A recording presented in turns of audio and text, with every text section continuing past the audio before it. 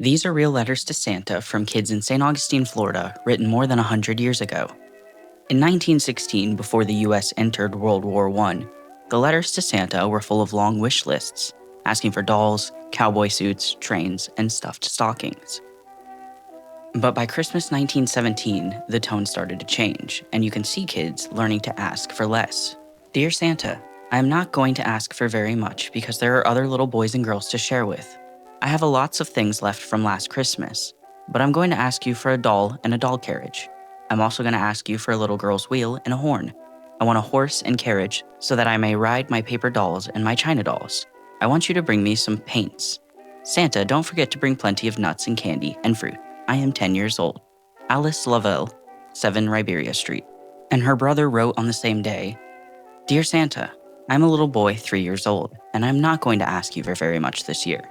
I want you to divide up with the other children. I just want you to bring me a boy's wheel, a little automobile and horn, and plenty of fruits and nuts. Your little boy, Albert Lavelle, 7 Riberia Street.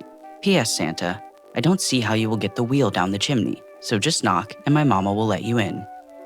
Dear Santa Claus, I am a little girl 6 years old, and you have always been so very generous to me each Xmas, but my mother says it would be very wrong for me to ask you to bring me a lot of things this Xmas, when there are so many little war orphans and other children to be remembered.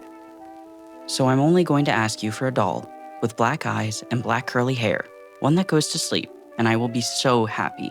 Wishing you a Merry Xmas, lovingly, Helen Margaret Johnson. You can see a 6-year-old negotiating between what she wants and what she's been told a good child should want in these war times.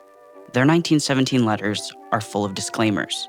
I'm not going to ask you for much. You have to share with the other children. It would be wrong to ask for a lot. In just a year, they've learned that a good Christmas in wartime means wanting less, or at least saying you do. This video is part of a series using St. Augustine's letters to Santa to trace how World War I crept into everyday life in America. Follow for more.